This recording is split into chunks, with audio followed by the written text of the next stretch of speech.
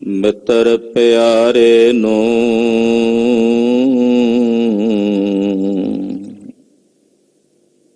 ਹਾਲ ਮੁਰੀਦਾਂ ਦਾ ਕਹਿਣਾ। ਮਿੱਤਰ ਪਿਆਰੇ ਨੂੰ ਹਾਲ ਮੁਰੀਦਾਂ ਦਾ ਕਹਿਣਾ। ਤੁਧ ਬਿਨ ਰੋਗ ਰਜਾਈਆਂ ਦਾ ਉੱਡਣਾ, ਨਾਗ ਨਿਵਾਸਾਂ ਦੇ ਰਹਿਣਾ। ਸੂਲ ਸੁਰਾਹੀ ਖੰਜਰ ਪਿਆਲਾ,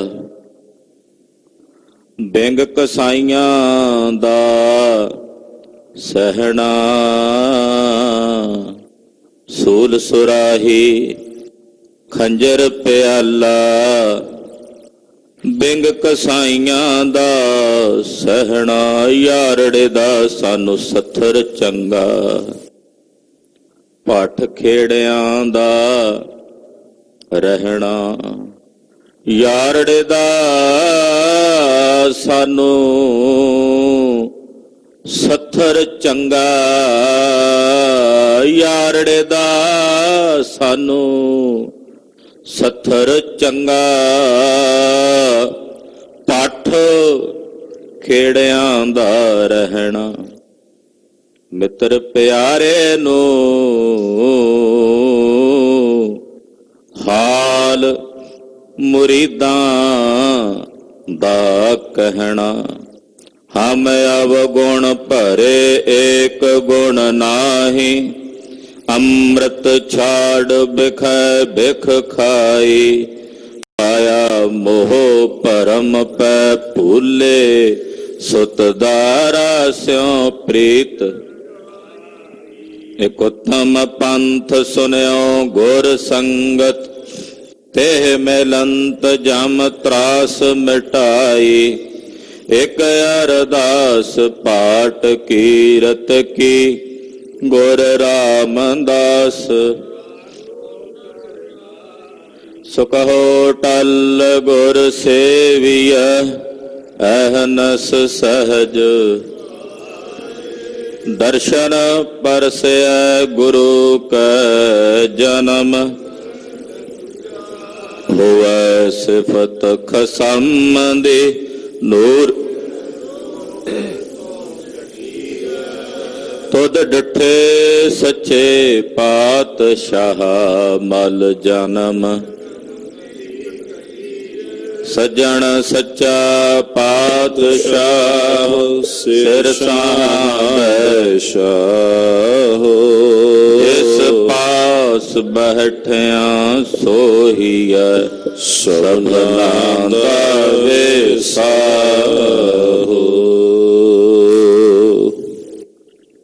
ਸਤਨਾਮ।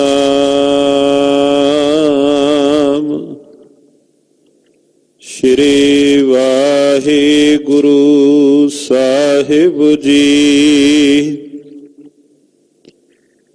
ਬਿਲਾਵਲ ਮਹੱਲਾ ਪੰਜਵਾ। ਆਪਣੇ ਬਾਲਕ ਆਪ ਰੱਖਿਆਨ, ਪਾਰ ਬ੍ਰਹਮ ਗੁਰਦੇਵ।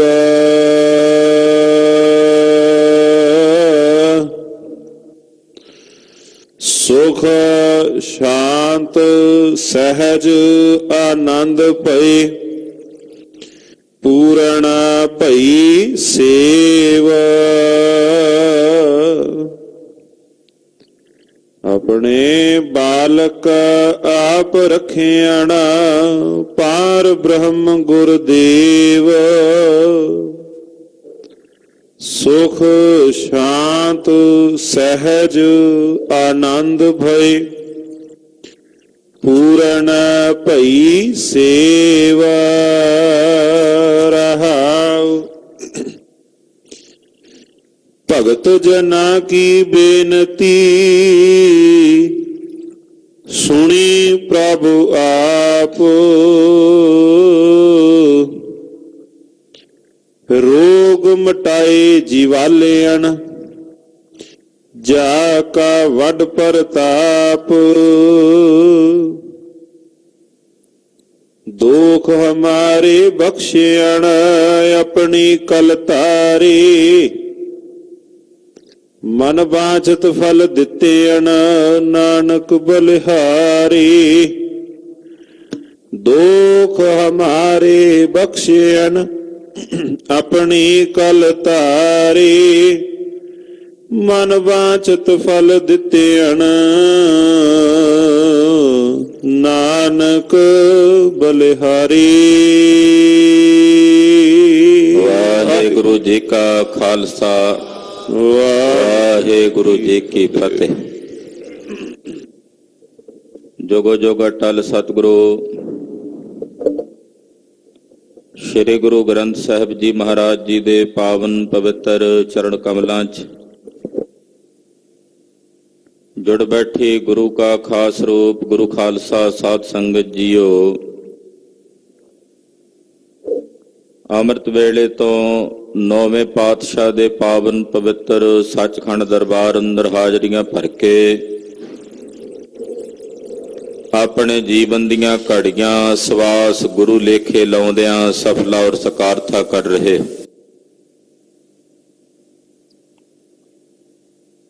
अज दी लंघी हुई रात श्री चमकौर साहब जी दी पवित्र धरती ते चमकौर दी गढ़ी विच वो आपां विचारनी है। जिस वक्त साहब अजीत सिंह जी साहब जुझार सिंह जी दे समेत अनेकां सिंह रण भूमि विच जंग दे मैदान च शहादत दा जाम प्राप्त कर गए, लड़दियां सारा दिन बीत गया, रात पै गई।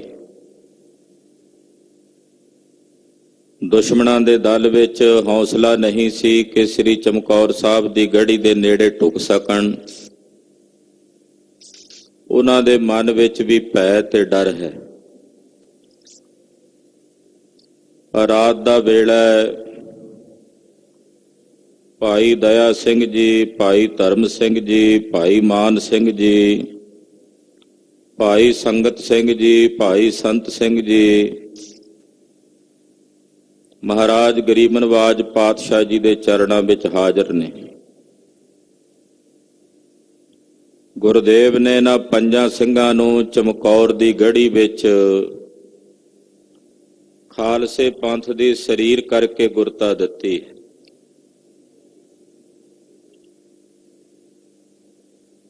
गुरु खालसा पंथ समुचा खालसा पंथ साडा देहधारी गुरु है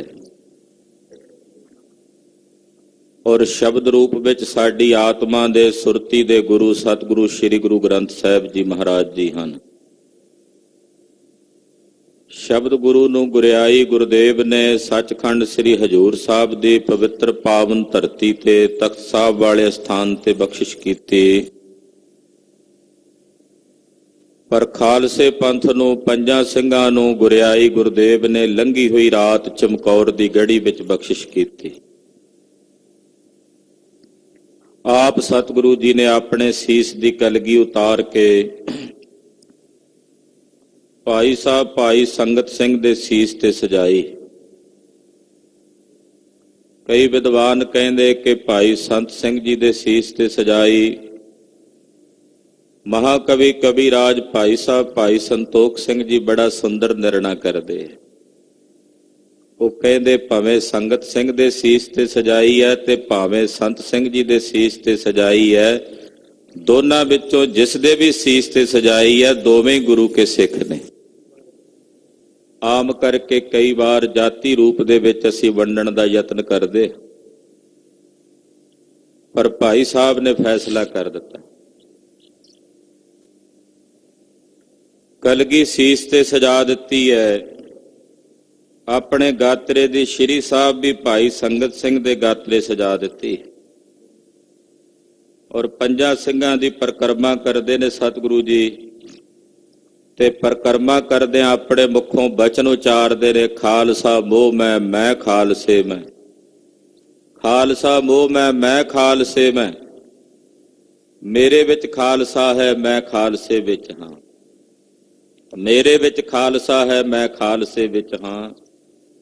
ਇਹ ਬਚਨ ਆਪਣੇ ਮੁਖਾਰਬਿੰਦ ਚੋਂ ਉਚਾਰਦੇ ਤੇ ਨਾਲ ਪੰਜਾਂ ਦੀ ਪ੍ਰਧਾਨਤਾ ਨੂੰ ਸੰਸਾਰ 'ਚ ਪ੍ਰਗਟ ਕਰਦਿਆਂ ਹੋਇਆਂ ਕਹਿੰਦੇ, ਪੰਚ ਕਰਹਿ ਸੇ ਪੀਰਨ ਪੀਰ।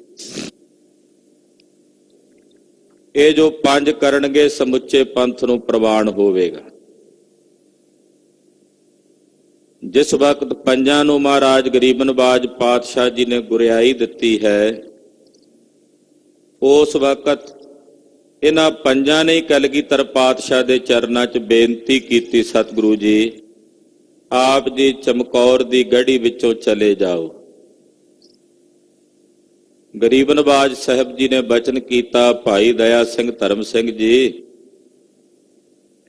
ਅਸੀਂ ਜੰਗ ਦੇ ਮੈਦਾਨ ਵਿੱਚ ਵੈਰੀ ਦਲ ਨਾਲ ਜੂਝਣਾ ਹੈ, ਇੱਥੋਂ ਭਗੌੜੇ ਹੋ ਕੇ ਨਹੀਂ ਜਾਣਾ। ਕਹਿਣ ਲੱਗੇ, ਮਹਾਰਾਜ ਤੁਸੀਂ ਜਾਓਗੇ, ਸਾਡੇ ਵਰਗੇ ਕਰੋੜਾਂ ਪੈਦਾ ਕਰ ਸਕਦੇ ਹੋ, ਪਰ ਅਸੀਂ ਕਰੋੜਾਂ ਰਲ ਕੇ ਆਪ ਜੀ ਜੈਸੇ ਮਹਾਨ ਗੁਰੂ ਨੂੰ ਕਿੱਥੋਂ ਪ੍ਰਾਪਤ ਕਰਾਂਗੇ। ਆਪ ਜੀ ਕਿਰਪਾ ਕਰੋ, ਗੜੀ ਛੱਡ ਕੇ ਚਲੇ ਜਾਓ।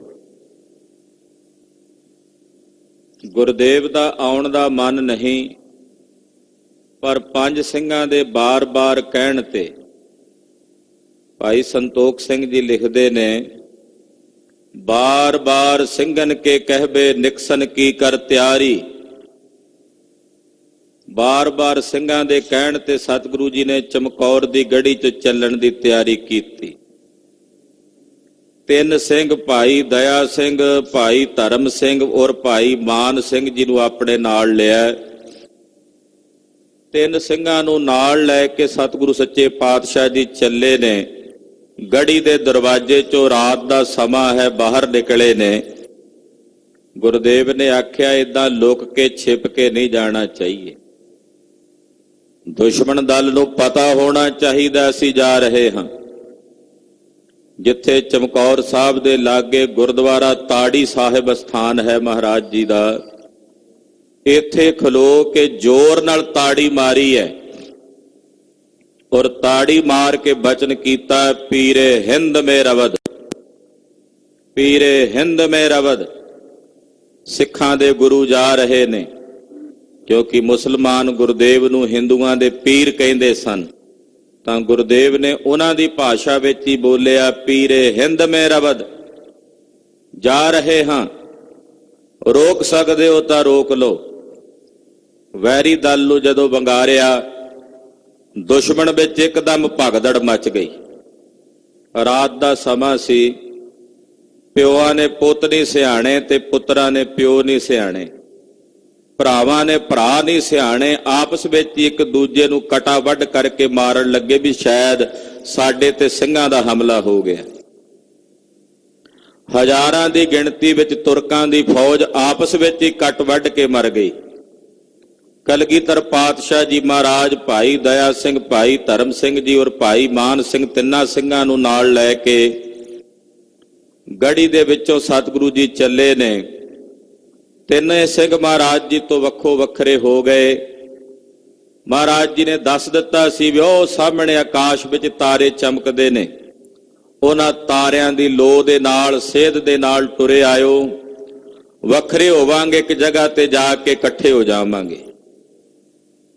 ਗਰੀਬ ਨਵਾਜ ਸਤਿਗੁਰੂ ਕਲਗੀਧਰ ਪਾਤਸ਼ਾਹ ਜੀ ਮਹਾਰਾਜ ਜਿਸ ਵਕਤ ਚਮਕੌਰ ਸਾਹਿਬ ਵਿੱਚੋਂ ਨਿਕਲੇ ਨੇ, ਵਿਦਵਾਨ ਜਨ ਲਿਖਦੇ ਨੇ, ਸਹਿਬਾਬਾ ਅਜੀਤ ਸਿੰਘ ਤੇ ਸਹਿਬਾਬਾ ਜੁਝਾਰ ਸਿੰਘ ਜੀ ਦੇ ਪਾਵਨ ਸਰੀਰ ਅਨੇਕਾਂ ਸ਼ਸਤਰਾਂ ਦੇ ਫੱਟਾਂ ਦੇ ਸਹਿਤ ਜ਼ਖਮੀ ਹੋਏ ਸ਼ਹਾਦਤ ਦੇ ਵਿੱਚ ਸਰੀਰ ਧਰਤੀ ਤੇ ਪਏ ਨੇ। ਕਲਗੀਆਂ ਵਾਲੇ ਪਾਤਸ਼ਾਹ ਜੀ ਮਹਾਰਾਜ ਜੀ ਕੋਲੋਂ ਗੁਜ਼ਰਦੇ ਨੇ, ਲੰਘਦੇ ਨੇ, ਔਰ ਮਨ ਦੇ ਵਿੱਚ ਰੰਚਕ ਭਰ ਵੀ ਕਿਸੇ ਪ੍ਰਕਾਰ ਦਾ ਹੀਣ ਭਾਵ ਨਹੀਂ। ਸੁਰਤ ਵਿੱਚ ਉਸੇ ਤਰ੍ਹਾਂ ਦੀ ਚੜ੍ਹਦੀ ਕਲਾ ਹੈ। ਕਦੇ ਇਸ ਗੱਲ ਨੂੰ ਆਪਣੇ ਹਿਰਦੇ 'ਚ ਅਨੁਭਵ ਕਰਕੇ ਵੇਖੀਏ। ਸਾਡੇ ਵੀ ਬੱਚੇ ਨੇ, ਬਾਲਕਾਂ ਦੇ ਸਰੀਰ ਤੇ ਕਿਤੇ ਰੰਚਕ ਭਰ ਵੀ ਕੰਡਾ ਚੁੱਭ ਜਾਏ ਤੇ ਸਾਨੂੰ ਤਕਲੀਫ ਹੁੰਦੀ ਹੈ। ਕਲਗੀਆਂ ਵਾਲੇ ਪਾਤਸ਼ਾਹ ਦੀਆਂ ਅੱਖਾਂ ਦੇ ਸਾਹਮਣੇ ਸਾਹਿਬ ਬਾਬਾ ਅਜੀਤ ਸਿੰਘ ਜੀ ਦੇ ਤਨ ਤੇ ਕਿੰਨੀਆਂ ਤਲਵਾਰਾਂ ਲੱਗੀਆਂ ਹੋਣਗੀਆਂ, ਕਿੰਨੇ ਤੀਰ, ਕਿੰਨੀਆਂ ਗੋਲੀਆਂ ਵੱਜੀਆਂ ਹੋਣਗੀਆਂ ਸਾਹਿਬਜ਼ਾਦਾ ਬਾਬਾ ਜੁਝਾਰ ਸਿੰਘ ਜੀ ਦੇ ਸਰੀਰ ਤੇ। ਔਰ ਕਲਗੀਆਂ ਵਾਲੇ ਪਾਤਸ਼ਾਹ ਆਪ ਚਮਕੌਰ ਦੀ ਗੜ੍ਹੀ ਵਿੱਚ ਆਪਣੀਆਂ ਅੱਖਾਂ ਨਾਲ, ਨੇਤਰਾਂ ਨਾਲ ਤੱਕ ਰਹੇ ਨੇ। ਮੇਰੇ ਸਤਿਗੁਰਾਂ ਦੀ ਸੁਰਤ ਮੰਡਲ ਵਿੱਚ ਕਿਸ ਤਰ੍ਹਾਂ ਦਾ ਵਰਤਾਰਾ ਹੋਵੇਗਾ, ਇਹ ਅਸੀਂ ਅੰਦਾਜ਼ਾ ਨਹੀਂ ਲਾ ਸਕਦੇ।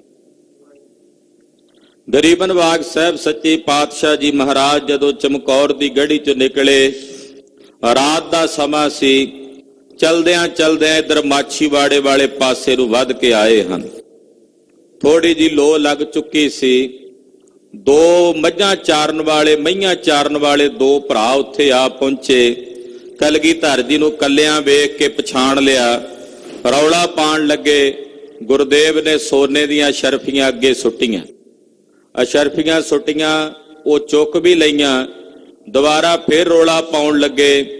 ਮਹਾਰਾਜ ਜੀ ਨੇ ਇਸ਼ਾਰਾ ਕਰਕੇ ਕੋਲ ਬੁਲਾਇਆ ਔਰ ਦੋਨਾਂ ਨੂੰ ਹੀ ਝਟਕ ਕੇ ਸਦਾ ਦੀ ਨੀਂਦੇ ਸਵਾ ਦਿੱਤਾ ਕਿ ਭਾਈ ਤੁਸੀਂ ਜੇ ਇਸ ਲੋਭ ਨਾਲ ਨਹੀਂ ਰੱਜਦੇ, ਧਨ ਨਾਲ ਨਹੀਂ ਰੱਜਦੇ, ਉੱਚੀ ਬੋਲ ਕੇ ਪੁਕਾਰ ਕਰਦੇ ਹੋ, ਤੇ ਫਿਰ ਤੁਹਾਨੂੰ ਇਹੀ ਦੰਡ ਦੇਣਾ ਉਚਿਤ ਹੈ। ਗਰੀਬ ਨਵਾਜ ਪਾਤਸ਼ਾਹ ਝਾੜ ਸਾਹਿਬ ਆਦਿਕ ਸਥਾਨ ਨੇ ਮਾਛੀਵਾੜੇ ਦੇ ਇਲਾਕੇ ਵਿੱਚ, ਉਹਨਾਂ ਸਥਾਨਾਂ ਤੋਂ ਹੁੰਦੇ ਹੋਏ ਗਰੀਬ ਨਵਾਜ ਪਾਤਸ਼ਾਹ ਜੀ ਚਰਨ ਕਬਲ ਸਾਹਿਬ ਪਹੁੰਚੇ ਨੇ। ਇੱਥੇ ਆਣ ਕੇ ਗਰੀਬ ਨਵਾਜ ਸਾਹਿਬ ਸੱਚੇ ਪਾਤਸ਼ਾਹ ਨੇ ਆਪਣੇ ਪਵਿੱਤਰ ਮੁਖਾਰ ਬਿੰਦ ਚੋਂ ਨਿਰੰਕਾਰ ਅਕਾਲ ਪੁਰਖ ਵਾਹਿਗੁਰੂ ਪਰਮੇਸ਼ਰ ਦੇ ਰੰਗ ਵਿੱਚ ਭਿੱਜਿਆ ਹੋਇਆ ਸ਼ਬਦ ਉਚਾਰਿਆ, ਮਿੱਤਰ ਪਿਆਰੇ ਨੂੰ ਹਾਲ ਮੁਰੀਦਾਂ ਦਾ ਕਹਿਣਾ। ਇੱਕ ਵਿਦਵਾਨ ਦਾ ਬੜਾ ਪਿਆਰਾ ਕਥਨ ਹੈ, ਕਹਿੰਦੇ ਕੈਸੀ ਕਮਾਲ ਦੀ ਸੂਰਮਤਾਈ ਹੈ ਮਹਾਰਾਜ ਗੁਰੂ ਕਲਗੀਧਰ ਜੀ ਦੇ ਹਿਰਦੇ ਵਿੱਚ, ਗੁਰਦੇਵ ਦੇ ਸੁਰਤ ਮੰਡਲ ਦੇ ਵਿੱਚ ਕੈਸੀ ਉਚਾਈ ਹੈ ਕਿ ਆਨੰਦਪੁਰ ਸਾਹਿਬ ਦੇ ਸ਼ਾਹੀ ਮਹੱਲ ਕੋਲ ਨਹੀਂ ਹਨ, ਸਾਹਿਬਜ਼ਾਦੇ ਕੋਲ ਨਹੀਂ, ਪਰਿਵਾਰ ਕੋਲ ਨਹੀਂ, ਫੌਜਾਂ ਵੀ ਕੋਲ ਨਹੀਂ, ਨਾ ਘੋੜਾ ਹੈ ਨਾ ਬਾਜ ਹੈ, ਇੱਥੋਂ ਤੱਕ ਕਿ ਪੈਰਾਂ ਵਿੱਚ ਜੋੜਾ ਤੱਕ ਵੀ ਨਹੀਂ, ਔਰ ਪੈਰਾਂ ਵਿੱਚ ਛਾਲੇ ਪਏ ਹੋਏ ਨੇ। ਪਤਾ ਨਹੀਂ ਕਿੰਨੇ ਕੁ ਮਾਛੀਵਾੜੇ ਦੇ ਜੰਗਲ ਜਿਹੜੇ ਕੰਡੇ ਸਨ ਉਸ ਜੰਗਲ ਦੇ, ਉਹਨਾਂ ਨੇ ਸਾਹਿਬ ਦੇ ਪੈਰਾਂ ਨੂੰ ਝਰੀਟਾਂ ਮਾਰੀਆਂ ਹੋਈਆਂ ਨੇ। ਜਿਸ ਆਲਮ ਦੇ ਵਿੱਚ ਵੀ ਜਦੋਂ ਸਭ ਕੁਝ ਉਜੜ ਗਿਆ ਹੋਵੇ, ਘਰ ਘਾਟ ਕੋਲ ਨਾ ਰਿਹਾ ਹੋਵੇ, ਫੌਜਾਂ ਕੋਲ ਨਾ ਰਹੀਆਂ ਹੋਣ, ਇਹੋ ਜਿਹੇ ਆਲਮ ਵਿੱਚ ਕੋਈ ਆਮ ਸਧਾਰਨ ਵਿਅਕਤੀ ਹੁੰਦਾ ਤਾਂ ਉਹ ਪਾਗਲ ਹੋ ਕੇ ਕੰਧਾਂ ਨਾਲ ਟੱਕਰਾਂ ਮਾਰਦਾ।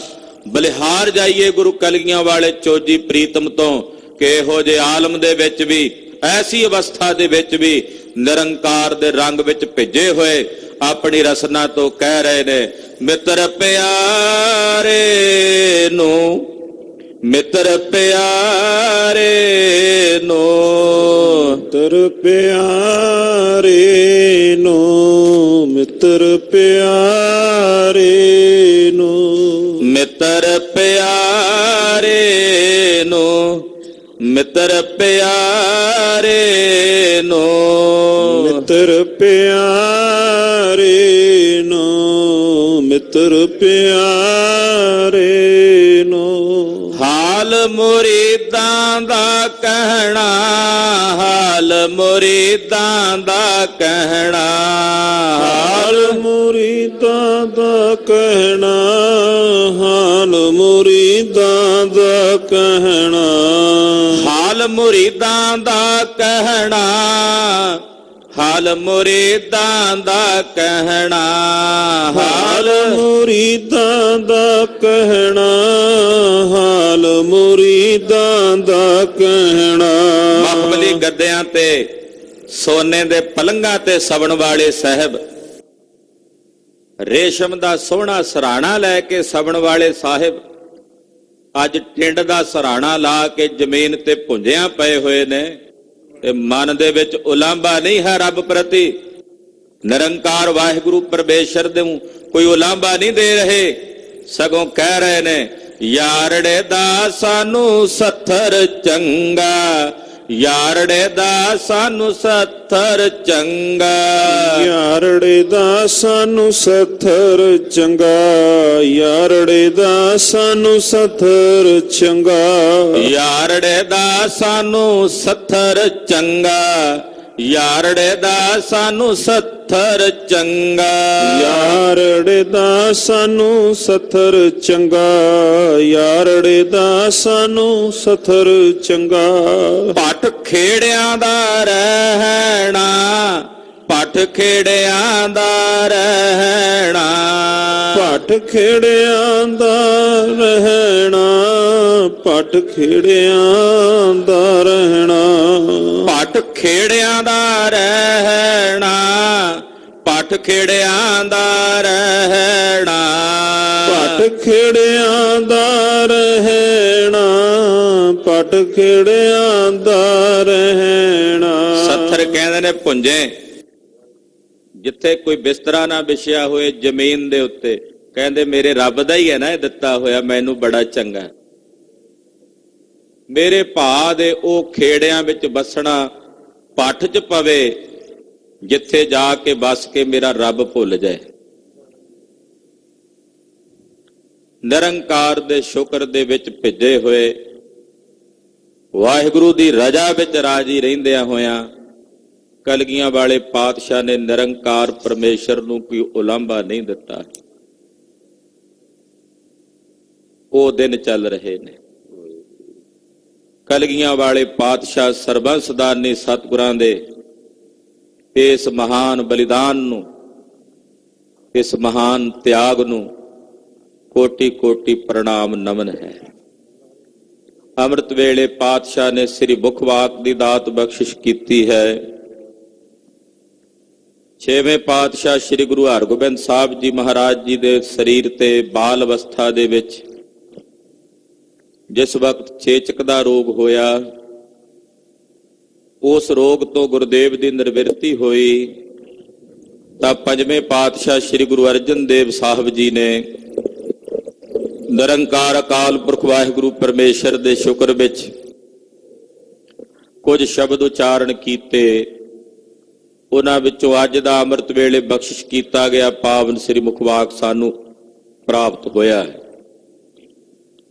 ਪੰਜਵੇਂ ਪਾਤਸ਼ਾਹ ਸ਼ਹੀਦਾਂ ਦੇ ਸਰਤਾਜ, ਧਰਨ ਗਗਨ ਨਵ ਖੰਡ ਮੈਂ ਜੋਤ ਸਵਰੂਪੀ ਰਹਿਓ ਭਾਰ, ਮਨ ਮਥੁਰਾ ਕਛ ਭੇਦ ਨਹੀਂ ਗੁਰ ਅਰਜਨ ਪ੍ਰਤੱਖ ਹਰ। ਕੁਰਬਾਨੀ ਦਾ ਸਿਲਸਿਲਾ ਜਗਤ ਗੁਰੂ ਸ੍ਰੀ ਗੁਰੂ ਅਰਜਨ ਦੇਵ ਸਾਹਿਬ ਜੀ ਮਹਾਰਾਜ ਜੀ ਤੋਂ ਪ੍ਰਾਰੰਭ ਹੋਇਆ ਹੈ। ਇਸੇ ਕਰਕੇ ਮਹਾਰਾਜ ਜੀ ਨੂੰ ਸ਼ਹੀਦਾਂ ਦੇ ਸਰਤਾਜ ਕਿਹਾ ਜਾਂਦਾ ਹੈ। ਐਸਾ ਨਹੀਂ ਕਿ ਦੂਜਿਆਂ ਨੂੰ ਕਿਹਾ ਤੁਸੀਂ ਆ ਕੇ ਕੁਰਬਾਨੀ ਦਿਓ। ਕੁਰਬਾਨੀ ਦੇਣੀ ਸੀ ਵੈਰੀਆਂ ਤੇ ਜਰਵਾਣਿਆਂ ਦੇ ਰਾਜ ਨੂੰ ਖਤਮ ਕਰਨ ਵਾਸਤੇ, ਤਾਂ ਉਸ ਕੁਰਬਾਨੀ ਨੂੰ ਗੁਰਦੇਵ ਨੇ ਆਪਣੇ ਘਰ ਤੋਂ ਪ੍ਰਾਰੰਭ ਕੀਤਾ ਹੈ। ਐਸੇ ਮਹਾਨ ਸਤਿਗੁਰੂ ਪੰਜਵੇਂ ਪਾਤਸ਼ਾਹ ਸ਼ਹੀਦਾਂ ਦੇ ਸਰਤਾਜ ਸਤਿਗੁਰੂ ਸ੍ਰੀ ਗੁਰੂ ਅਰਜਨ ਦੇਵ ਸਾਹਿਬ ਜੀ ਮਹਾਰਾਜ ਜੀ ਦੇ ਪਵਿੱਤਰ ਪਾਵਨ ਚਰਣਾ ਕਮਲਾਂ ਵਿੱਚ ਆਪਣੀਆਂ ਸੁਰਤੀਆਂ ਬਿਰਤੀਆਂ ਕੇਂਦਰਿਤ ਕਰੋ। ਗਲ ਵੱਜ ਕੇ ਆਖੋ ਜੀ ਸਤਨਾਮ ਵਾਹਿਗੁਰੂ ਸਾਹਿਬ ਜੀ, ਸਤਨਾਮ ਵਾਹਿਗੁਰੂ ਸਾਹਿਬ ਜੀ। ਬਿਲਾਵਲ ਮਹੱਲਾ ਪੰਜਵਾ। ਆਪਣੇ ਬਾਲਕ ਆਪ ਰੱਖਿਆਣ, ਭਾਰ ਬ੍ਰਹਮ ਗੁਰਦੇਵ। ਕੁਝ ਸ਼ਬਦ ਸਮੇਂ ਦੀਆਂ ਉਸ ਵੇਲੇ ਦੀਆਂ ਪਰਿਸਥਿਤੀਆਂ ਨੂੰ ਵੇਖ ਕੇ ਉਚਾਰਨ ਕੀਤੇ ਜਾਂਦੇ ਨੇ, ਪਰ ਉਹ ਪਰਿਸਥਿਤੀਆਂ ਆਉਣ ਵਾਲੇ ਸਮੇਂ ਦੇ ਵਿੱਚ ਵੀ ਉਸੇ ਤਰ੍ਹਾਂ ਬਰਕਰਾਰ ਰਹਿੰਦੀਆਂ।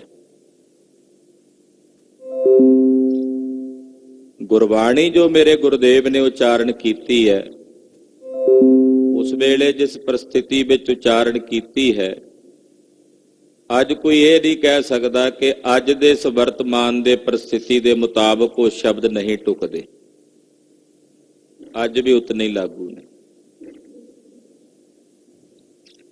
ਕਵਿਤਾਵਾਂ ਕਵੀ ਦੀਆਂ ਉਡਾਰੀਆਂ ਹੁੰਦੀਆਂ ਨੇ। ਉਹ ਉਡਾਰੀਆਂ ਕਈ ਵਾਰ ਉਸ ਸਮੇਂ ਦੀਆਂ ਤਤਕਾਲੀਨ ਸਮੱਸਿਆਵਾਂ ਨੂੰ ਵੇਖ ਕੇ ਉਭਾਰੀਆਂ ਜਾਂਦੀਆਂ ਨੇ, ਲੋਕਾਂ ਵਿੱਚ ਜਾਗਰਤੀ ਨੂੰ ਪੈਦਾ ਕਰਨ ਲਈ।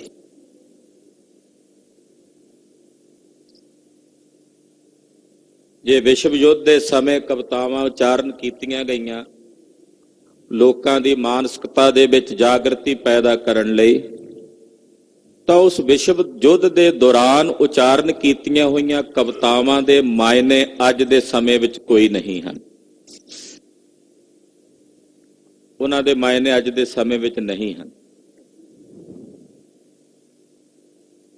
ਉਹ ਮਾਇਨੇ ਉਦੋਂ ਰੱਖਦੇ ਸਨ, ਅੱਜ ਨਹੀਂ। ਅੱਜ ਕੇਵਲ ਸਿਮਰਤੀ ਲਈ ਤਾਂ ਉਹ ਪੜ੍ਹੀਆਂ ਜਾ ਸਕਦੀਆਂ ਨੇ, ਪਰ ਉਹਨਾਂ ਦਾ ਮਾਇਨਾ ਨਹੀਂ ਰਹਿ ਜਾਂਦਾ।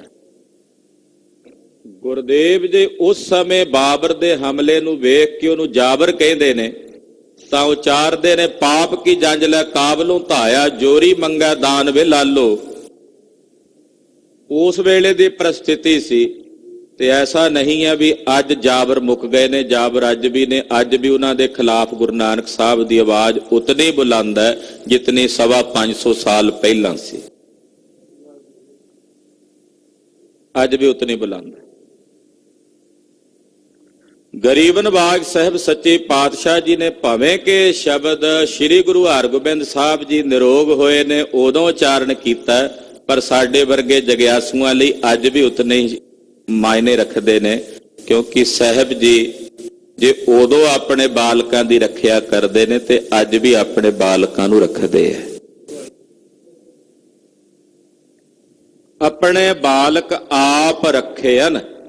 ਆਪਣੇ ਬਾਲਕ ਸ੍ਰੀ ਗੁਰੂ ਹਰਗੋਬਿੰਦ ਸਾਹਿਬ ਜੀ ਮਹਾਰਾਜ ਜੀ ਨੂੰ ਵਾਹਿਗੁਰੂ ਨੇ, ਅਕਾਲ ਪੁਰਖ ਨੇ ਆਪ ਰੱਖਿਆ। ਪਾਰ ਬ੍ਰਹਮ ਗੁਰਦੇਵ ਜੀ ਨੇ ਆਪ ਰੱਖਿਆ। ਤੇ ਅੱਜ ਦੇ ਵਰਤਮਾਨ ਸਮੇਂ ਵਿੱਚ ਵੀ ਤਾਂ ਸਾਡੀ ਰੱਖਿਆ ਪਾਰ ਬ੍ਰਹਮ ਗੁਰਦੇਵ ਜੀ ਕਰਦੇ ਨੇ।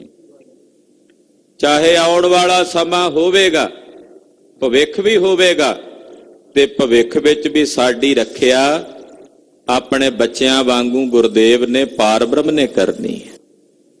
ਸਤਿਗੁਰੂ ਜੀ ਤੋਂ ਬਿਨਾਂ ਸਾਡਾ ਕੋਈ ਰਾਖਾ ਨਹੀਂ। ਰਾਖਾ ਏਕ ਹਮਾਰਾ ਸੁਆਮੀ, ਰਾਖਾ ਏਕ ਹਮਾਰਾ ਸੁਆਮੀ, ਰਾਖਾ ਏਕ ਹਮਾਰਾ ਸੁਆਮੀ, ਰਾਖਾ ਏਕ ਹਮਾਰਾ ਸੁਆਮੀ, ਰਾਖਾ ਏਕ ਹਮਾਰਾ ਸੁਆਮੀ, ਰਾਖਾ ਏਕ ਹਮਾਰਾ ਸੁਆਮੀ, ਰਾਖਾ ਏਕ ਹਮਾਰਾ ਸੁਆਮੀ, ਰਾਖਾ ਏਕ ਹਮਾਰਾ ਸੁਆਮੀ। ਆਪਣੇ ਬਾਲਕਾਂ ਦੀ ਪਾਰ ਬ੍ਰਹਮ ਗੁਰਦੇਵ ਜੀ ਆਪ ਰੱਖਣੇ ਵਾਲੇ ਹਨ। ਉਹਨਾਂ ਦੀ ਪੱਤ ਰੱਖਣ ਵਾਲੇ ਹਨ, ਉਹਨਾਂ ਦੀ ਆਬਰੂ ਰੱਖਣ ਵਾਲੇ ਹਨ। ਤਦੇ ਆਪਾਂ ਕਹਿੰਦੇ ਆ, ਮਾਤੁਰ ਪੱਤ ਕੇ ਰਾਖੇ ਸੁਆਮੀ ਜੀ। ਆਪਣੇ ਸੇਵਕਾਂ ਦੀ ਮਾਤੁਰ ਪੱਤ ਦੇ ਰਾਖੇ ਹਨ। ਆਪਣੇ ਸੇਵਕਾਂ ਦੀ ਪੈਜ ਰੱਖਦੇ ਨੇ ਸਤਿਗੁਰੂ ਜੀ। ਮੁੱਢ ਤੋਂ ਜੁਗਾਂ ਜੁਗਾਂਤਰਾਂ ਤੋਂ ਰੱਖਦੇ ਆਏ ਨੇ। ਹਰ ਜੋ ਜੁਗ ਭਗਤ ਉਪਾਇਆ, ਪੈਜ ਰੱਖਦਾ ਆਇਆ ਰਾਮ ਰਾਜੇ। ਆਪਣੇ ਸੇਵਕਾਂ ਦੀ ਪੈਜ ਰੱਖਣੇ ਵਾਲੇ ਹਨ ਪਾਰ ਬ੍ਰਹਮ ਗੁਰਦੇਵ ਜੀ। ਸੁਖ ਸ਼ਾਂਤ ਸਹਿਜ ਆਨੰਦ ਭਏ, ਪੂਰਨ ਭਈ ਸੇਵ। ਸੁਖ ਸ਼ਾਂਤੀ ਸਹਿਜ ਗਿਆਨ ਔਰ ਆਨੰਦ ਦੀ ਅਵਸਥਾ ਸਾਡੇ ਹਿਰਦੇ ਵਿੱਚ ਆਣ ਪਈ ਹੈ। ਸਾਡੇ ਵੱਲੋਂ ਘਾਲੀ ਜਾਣ ਵਾਲੀ ਸਾਰੀ ਘਾਲਣਾ ਸੇਵਾ ਪੂਰਨ ਹੋ ਗਈ ਹੈ, ਯਾਨੀ ਕਿ ਕੁਝ ਹੋਰ ਕਰਨ ਨੂੰ ਪਿੱਛੇ ਬਾਕੀ ਨਹੀਂ ਰਿਹਾ। ਪਿੱਛੇ ਹੋਰ ਕੁਝ ਕਰਨ ਨੂੰ ਬਾਕੀ ਨਹੀਂ ਰਿਹਾ। ਸਾਡੀ ਸੇਵਾ ਪੂਰਨ ਹੋ ਗਈ, ਯਾਨੀ ਕਿ ਜੋ ਚਾਹੀਦਾ ਸੀ ਉਹ ਪ੍ਰਾਪਤ ਹੋ ਗਿਆ। ਜਿਸ ਲਈ ਸੇਵਾ ਕਰ ਰਹੇ ਸੀ ਉਹ ਸੇਵਾ ਪੂਰਨ ਹੋ ਗਈ। ਤੇ ਜਿਸ ਵੇਲੇ ਸਤਿਗੁਰੂ ਜੀ ਸੇਵਾ ਨੂੰ ਪੂਰਨ ਕਰ ਦਿੰਦੇ ਐ, ਯਾਨੀ ਕਿ ਸਫਲਤਾ ਦੀ ਮੋਹਰ ਲਾ ਦਿੰਦੇ ਐ, ਉਸ ਵਕਤ ਫਿਰ ਉਸ ਸਿੱਖ ਲਈ ਕੁਝ ਹੋਰ ਕਰਨ ਨੂੰ ਬਾਕੀ ਨਹੀਂ ਰਹਿ ਜਾਂਦਾ।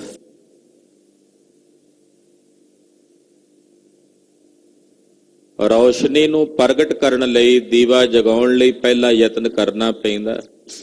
ਜਦੋਂ ਦੀਵਾ ਜਗ ਜਾਏ, ਹਨੇਰਾ ਆਪਣੇ ਆਪ ਦੂਰ ਹੋ ਜਾਂਦਾ ਹੈ। ਫਿਰ ਉਸ ਹਨੇਰੇ ਨੂੰ ਦੂਰ ਕਰਨ ਲਈ ਕੁਝ ਹੋਰ ਕਰਨ ਨੂੰ ਬਾਕੀ ਨਹੀਂ ਰਹਿ ਜਾਂਦਾ। ਹਾਂ, ਦੀਵਾ ਜਗਾਉਣ ਲਈ ਪਹਿਲਾਂ ਚੰਗੇ ਕਰਮ ਕਰਨੇ ਪੈਂਦੇ ਆ। ਤੇਲ ਲਿਆਉਣਾ ਪੈਂਦਾ, ਬੱਤੀ ਦਾ ਪ੍ਰਬੰਧ ਕਰਨਾ ਪੈਂਦਾ, ਅਗਨੀ ਦਾ ਪ੍ਰਬੰਧ ਕਰਨਾ ਪੈਂਦਾ। ਪਰ ਜਦੋਂ ਜਗ ਜਾਏ, ਫਿਰ ਹਨੇਰੇ ਨੂੰ ਦੂਰ ਕਰਨ ਲਈ ਹੋਰ ਪਿੱਛੇ ਕਰਨ ਨੂੰ ਕੁਝ ਬਾਕੀ ਨਹੀਂ ਰਹਿ ਜਾਂਦਾ। ਸਹਿਜ ਤੇ ਗਿਆਨ ਨੂੰ ਪ੍ਰਾਪਤ ਕਰਨ ਲਈ ਪਹਿਲਾਂ ਬਹੁਤ ਸਾਧਨਾ ਕਰਨੀ ਪੈਂਦੀ ਹੈ, ਅਭਿਆਸ ਕਰਨਾ ਪੈਂਦਾ, ਗੁਰੂ ਸਾਹਿਬ ਜੀ ਦੇ ਦੱਸੇ ਅਨੁਸਾਰ ਚੱਲਣਾ। ਅਖੀਰ ਜਦੋਂ ਉੱਥੇ ਟਿਕਾਣੇ ਤੇ ਪਹੁੰਚ ਜਾਈਏ, ਫਿਰ ਉੱਥੇ ਜਾ ਕੇ ਪੂਰਨ ਭਈ ਸੇਵਾ ਪੂਰਨ ਹੋ ਜਾਂਦੀ ਹੈ। ਪਿੱਛੇ ਕੁਝ ਹੋਰ ਕਰਨ ਨੂੰ ਬਾਕੀ ਨਹੀਂ ਰਹਿ ਜਾਂਦਾ। ਭਾਈ ਭਗਤੂ ਜੀ ਕਹਿੰਦੇ ਆ ਮਹਾਰਾਜ ਸਤਵੇਂ ਪਾਤਸ਼ਾਹ ਗੁਰੂ ਹਰਿਰਾਏ ਸਾਹਿਬ ਨੂੰ, ਚੌਥੇ ਪਾਤਸ਼ਾਹ ਦੇ ਬਚਨਾਂ ਨਾਲ ਭਾਈ ਭਗਤੂ ਜੀ ਦਾ ਜਨਮ ਹੋਇਆ ਸੀ। ਬੜੀ ਤੁਰਿਆ ਪਦ ਦੀ ਅਵਸਥਾ ਦੇ ਮਹਾਂਪੁਰਸ਼ ਸਨ ਭਾਈ ਭਗਤੂ ਜੀ। ਸਤਵੇਂ ਗੁਰਦੇਵ ਨੂੰ ਕਹਿਣ ਲੱਗੇ, ਮਹਾਰਾਜ ਮੈਨੂੰ ਕੋਈ ਸੇਵਾ ਬਖਸ਼ੋ, ਮੈਂ ਆਪ ਜੀ ਦੀ ਸੇਵਾ ਕਰਾਂ। ਬਿਰਧ ਹੋ ਚੁੱਕੇ ਸੀ। ਗੁਰੂ ਹਰਿਰਾਏ ਸਾਹਿਬ ਕਹਿਣ ਲੱਗੇ, ਭਾਈ ਭਗਤੂ ਜੀ ਤੁਹਾਡੀ ਸੇਵਾ ਪੂਰਨ ਹੋ ਗਈ ਹੈ, ਤੁਹਾਡੀ ਘਾਲਣਾ ਪੂਰਨ ਹੋ ਗਈ ਹੈ। ਤੁਸੀਂ ਜਿੱਥੇ ਪਹੁੰਚਣਾ ਸੀ ਉੱਥੇ ਪਹੁੰਚ ਗਏ। ਬਾਰ-ਬਾਰ ਕਹਿਣ ਲੱਗੇ, ਮਹਾਰਾਜ ਮੈਨੂੰ ਕੋਈ ਸੇਵਾ ਬਖਸ਼ੋ। ਜਦੋਂ ਆਉਣਾ ਮਹਾਰਾਜ ਜੀ ਨੂੰ ਕਹਿਣਾ ਮੈਨੂੰ ਕੋਈ ਸੇਵਾ ਬਖਸ਼ੋ। ਮਹਾਰਾਜ ਜੀ ਇੱਕ ਦਿਨ ਹੱਸਦਿਆਂ ਮੁਸਕਰਾਉਂਦਿਆਂ ਕਹਿਣ ਲੱਗੇ, ਭਗਤੂ ਜੀ ਫਿਰ ਏਦਾਂ ਕਰੋ, ਚਰਖਾ ਸੇੜ ਲਓ। ਜੇ ਸੇਵਾ ਕਰਨੀ ਇਹੀ ਸੇਵਾ ਕਰੋ ਹੁਣ ਤਾਂ। ਯਾਨੀ ਕਿ ਹੁਣ ਤੁਹਾਨੂੰ ਆਪਣੀ ਸੇਵਾ ਦੀ ਜ਼ਰੂਰਤ ਹੈ।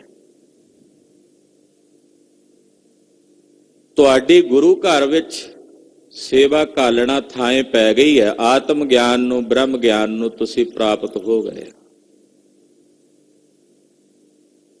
ਪਰ ਮਹਾਪੁਰਸ਼ ਫਿਰ ਵੀ ਸੇਵਾ ਕਰਦੇ ਰਹਿੰਦੇ ਨੇ।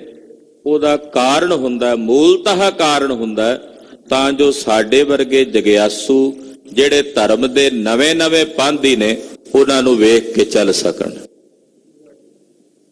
ਉਹਨਾਂ ਨੂੰ ਜ਼ਰੂਰਤ ਨਹੀਂ ਰਹੀ ਨਿਤਨੇਮ ਦੀ, ਉਹਨਾਂ ਨੂੰ ਜ਼ਰੂਰਤ ਨਹੀਂ ਰਹੀ ਅੰਮ੍ਰਿਤ ਵੇਲੇ ਉੱਠਣੇ ਦੀ, ਕਿਉਂਕਿ ਜਿਸ ਲਈ ਉਹ ਕਰਦੇ ਸਨ ਉੱਥੇ ਪਹੁੰਚ ਗਏ ਨੇ। ਪਰ ਉਹ ਫਿਰ ਵੀ ਕਰੀ ਜਾਂਦੇ ਨੇ, ਨਹੀਂ ਛੱਡਦੇ, ਤਾਂ ਜੋ ਸਾਡੇ ਵਰਗੇ ਪ੍ਰੇਰਨਾ ਲੈ ਸਕਣ। ਨਹੀਂ ਤਾਂ ਅਸੀਂ ਕਹਿਣਾ ਫਲਾਣਾ ਏਡਾ ਵੱਡਾ ਮਹਾਂਪੁਰਸ਼ ਹੈ, ਉਹ ਨਹੀਂ ਨਿਤਨੇਮ ਕਰਦਾ, ਬਾਣੀ ਉਹ ਨਹੀਂ ਪੜ੍ਹਦਾ, ਤੇ ਸਾਨੂੰ ਕੀ ਲੋੜ ਹੈ। ਸਾਡੀ ਤਾਂ ਇਹੀ ਧਾਰਨਾ ਹੁੰਦੀ। ਇਸ ਕਰਕੇ ਉਹ ਮਹਾਂਪੁਰਸ਼ ਕਰਦੇ। ਵਾਸਤਵਿਕ ਰੂਪ ਵਿੱਚ ਉਹਨਾਂ ਨੂੰ ਕਿਸੇ ਵੀ ਪ੍ਰਕਾਰ ਦੇ ਕਰਮ ਕਰਨ ਦੀ ਹੁਣ ਜ਼ਰੂਰਤ ਨਹੀਂ ਰਹੀ। ਉਹਨਾਂ ਦੀ ਸੇਵਾ ਪੂਰਨ ਹੋ ਗਈ। ਰਹਾਉ ਭਗਤ ਜਨਾਂ ਕੀ ਬੇਨਤੀ, ਸੁਣੀ ਪ੍ਰਭ ਆਪ। ਰੱਬ ਦੇ ਪਿਆਰਿਆਂ ਭਗਤਾਂ ਦੀ ਬੇਨਤੀ ਵਾਹਿਗੁਰੂ ਨੇ ਆਪ ਖੁਦ ਕੋਲ ਹੋ ਕੇ ਸੁਣੀ। ਭਗਤ ਜਨਾਂ ਕੀ ਬੇਨਤੀ, ਸੁਣੀ ਪ੍ਰਭ ਆਪ। ਆਪਣੇ ਭਗਤਾਂ ਦੀ ਬੇਨਤੀ ਕੋਲ ਹੋ ਕੇ, ਕਿਉਂਕਿ ਹੈ ਹੀ ਉਹਨਾਂ ਦੇ ਕੋਲ। ਉਹ ਤਾਂ ਰੰਚਕ ਭਰ ਫੁਰਨਾ ਵੀ ਕਰ ਲੈਣ, ਵਾਹਿਗੁਰੂ ਪੂਰਾ ਕਰ ਦਿੰਦਾ। ਬੇਨਤੀ ਕਰਨ ਤਾਂ ਫਿਰ ਤਾਂ ਸੁਣਦਾ ਹੀ ਹੈ। ਆਪਣਿਆਂ ਭਗਤਾਂ ਦੀ, ਆਪਣਿਆਂ ਪਿਆਰਿਆਂ ਦੀ ਬੇਨਤੀ ਪ੍ਰਭੂ ਨੇ ਖੁਦ ਆਪ ਸੁਣੀ। ਅੱਗੇ ਕਰਿੰਦਾ ਨਹੀਂ ਭੇਜਿਆ ਕੋਈ ਵੀ ਜਾ ਸੁਣ ਕੇ ਆ। ਉਹਨੇ ਕੋਈ ਜਿਵੇਂ ਵੱਡੇ ਵੱਡੇ ਮੰਤਰੀ ਪਹਿਲਾਂ ਨਾ ਉਹ ਸਿੱਧਾ ਨਹੀਂ ਮਿਲਦੇ, ਅੱਗੇ ਆਪਣੇ ਕਰਿੰਦੇ ਭੇਜਦੇ, ਫਿਰ ਕਿਸੇ ਦੂਜੇ ਵੱਡੇ ਮੰਤਰੀ ਨੂੰ ਭੇਜਦੇ ਆ, ਫਿਰ ਗ੍ਰਹਿ ਮੰਤਰੀ ਨੂੰ ਭੇਜਦੇ ਆ, ਫਿਰ ਆਪ ਆਉਂਦੇ ਆ। ਉਦਾਂ ਭਵੇਂ ਟਕਵੰਜ ਕਰੀ ਜਾਣ, ਅਸੀਂ ਤੁਹਾਡੇ ਹਮੈਤੀ ਹਾਂ। ਜੇ ਹਮੈਤੀ ਤੇ ਆਪ ਸਿੱਧੀ ਕਿਉਂ ਨਹੀਂ ਗੱਲ ਕਰਦੇ? ਅੱਗੇ ਵਿਚੋਲੇ ਕਿਉਂ ਪਾਉਂਦੇ ਜੇ? ਰੱਬ ਨਹੀਂ ਐਸਾ ਕਰਦਾ। ਰੱਬ ਆਪਣੇ ਵਿਚੋਲੇ ਨਹੀਂ ਭੇਜਦਾ, ਵੀ ਜਾ ਫਲਾਣੇ ਦੇਵਤੇ ਤੂੰ ਜਾ ਕੇ ਸੁਣਿਆ। ਉਹ ਆਪਣੇ ਭਗਤਾਂ ਦੀ ਸਿੱਧੀ ਆਪ ਸੁਣਦਾ ਹੈ, ਵਿੱਚ ਕੋਈ ਵਿਚੋਲਾ ਨਹੀਂ ਪਾਉਂਦਾ। ਆਪਣੇ ਪਿਆਰਿਆਂ ਦੀ, ਆਪਣੇ ਭਗਤਾਂ ਦੀ ਬੇਨਤੀ ਵਾਹਿਗੁਰੂ ਜੀ ਆਪ ਸੁਣਦੇ ਹਨ। ਰੋਗ ਮਟਾਏ ਜਿਵਾਲੀਆਂ ਜਾ ਕਾ ਵੱਡ ਪ੍ਰਤਾਪ। ਸ੍ਰੀ ਗੁਰੂ ਹਰਗੋਬਿੰਦ ਸਾਹਿਬ ਜੀ ਦਾ ਜਿਹੜਾ ਇਹ ਰੋਗ ਸੀ ਸਰੀਰ ਦਾ, ਇਹ ਮਿਟਾ ਦਿੱਤਾ ਵਾਹਿਗੁਰੂ ਨੇ। ਜਵਾਲਿਆਂ ਜੀਵਨ ਦਾਨ ਦੇ ਦਿੱਤਾ, ਜਿਸ ਵਾਹਿਗੁਰੂ ਦਾ ਵੱਡਾ ਪ੍ਰਤਾਪ। ਉਸ ਨੇ ਸਾਡੇ ਅੰਦਰ ਲੱਗੇ ਹੋਏ ਤਾਪ ਆਦਿਕ ਵਿਕਾਰਾਂ ਦੇ ਰੋਗ, ਈਰਖਾ ਤੇ ਦਵੈਸ਼ ਦਾ ਜਿਹੜਾ ਤਾਪ ਸੀ, ਇਸ ਨੂੰ ਨਿਵਾਰ ਕੇ ਸਾਨੂੰ ਜੀਵਨ ਦਾਨ ਦਿੱਤਾ, ਅਸਲੀ ਜੀਵਨ ਦਿੱਤਾ, ਜਿਹੜਾ ਗੁਰਸਿੱਖਾਂ ਵਾਲਾ ਜੀਵਨ। ਉਸ ਰੱਬ ਨੇ, ਜਿਸ ਰੱਬ ਦਾ ਵੱਡਾ ਪ੍ਰਤਾਪ ਹੈ। ਦੁਖ ਹਮਾਰੇ ਬਖਸ਼ਿਆਣ ਆਪਣੀ ਕਲ ਧਾਰੀ। ਵਾਹਿਗੁਰੂ ਜੀ ਨੇ ਸਾਡੇ ਤੇ ਆਪਣੀ ਕਲਾ ਧਾਰੀ ਹੈ, ਸਾਡੇ ਸਾਰੇ ਦੋਸ਼ ਬਖਸ਼ ਦਿੱਤੇ ਨੇ, ਸਾਡੇ ਸਾਰੇ ਦੁੱਖਾਂ ਨੂੰ ਨਿਵਾਰ ਦਿੱਤਾ ਹੈ। ਮਨ ਬਾਂਛਤ ਫਲ ਦਿੱਤਿਆਨ ਨਾਨਕ ਬਲਿਹਾਰੀ। ਸਾਨੂੰ ਮਨ ਬਾਂਛਤ ਫਲ ਬਖਸ਼ ਦਿੱਤੇ ਨੇ ਮੇਰੇ ਸੁਆਮੀ ਜੀ ਨੇ, ਮੈਂ ਉਹਨਾਂ ਤੋਂ ਬਲਿਹਾਰ ਜਾਂਦਾ। ਜੋ ਸਾਡੇ ਮਨ ਵਿੱਚ ਬਾਂਛਾ ਸੀ ਕਿ ਮਹਾਰਾਜ ਸਾਨੂੰ ਆ ਮਿਲ ਜਾਏ, ਉਹ ਬਾਂਛਾ ਮੇਰੇ ਸੁਆਮੀ ਨੇ ਪੂਰਨ ਕਰ ਦਿੱਤੀ ਹੈ। ਰੱਬ ਦੇ ਪਿਆਰਿਆਂ ਦੇ ਹਿਰਦਿਆਂ ਵਿੱਚ ਮਾੜੀ ਭੈੜੀ ਬਾਂਛਾ ਨਹੀਂ ਹੁੰਦੀ, ਉਹਨਾਂ ਦੇ ਹਿਰਦਿਆਂ ਵਿੱਚ ਸ਼ੁਭ ਇੱਛਾਵਾਂ ਹੁੰਦੀਆਂ ਹਨ, ਔਰ ਉਹਨਾਂ ਸ਼ੁਭ ਇੱਛਾਵਾਂ ਦੇ ਸਹਿਤ ਉਹ ਪਰਮੇਸ਼ਰ ਦੀ ਬੰਦਗੀ ਇਬਾਦਤ ਕਰਦੇ ਨੇ, ਔਰ ਉਹਨਾਂ ਦੀਆਂ ਉਹ ਸ਼ੁਭ ਇੱਛਾਵਾਂ ਵਾਹਿਗੁਰੂ ਜੀ ਪਾਰ ਬ੍ਰਹਮ ਜੀ ਪੂਰਨ ਕਰ ਦਿੰਦੇ ਹਨ।